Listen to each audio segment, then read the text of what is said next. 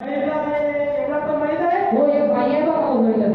सगळा सत्ता बायाच्या हाती आले आहे. तुम्हाला माहित नसत आपल्या सहकारी पतसंस्थेतून आपण जर कर्ज उचलला आता कर्ज उचलण्यापर्यंत गोष्ट ठीक आहे पेल्या पण सगळ्यात महत्त्वाचा विषय आहे की ते कर्जाची परतफेड व्हायला पाहिजे. बरोबर बरोबर आहे का नाही. आपण मनमानी कर्ज उचलून तर असे संस्था चालव का नाही. आपल्याला त्याचे नियमित ईएमआय काढून देते तर ते ईएमआय वेळेच्या आतमध्ये भरायला पाहिजे.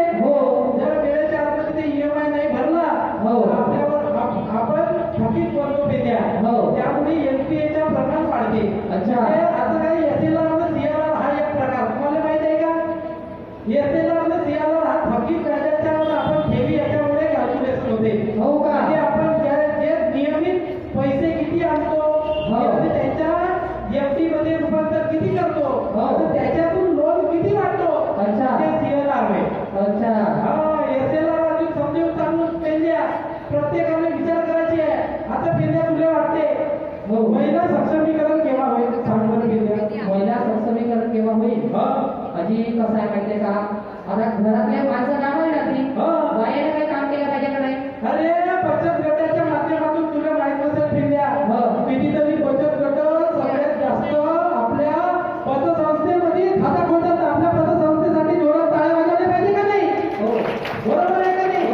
अरे प्रत्येकानं आपल्या महिला बचत गटाचा विचार करायचा आहे. इकडं तिकडं नॅशनलाइज बँकेत खाता खोलायची गरज नाही. आपल्या पतसंस्थेमध्येच खाता खोलायचं आणि तिथूनच कर्ज घ्यायचा.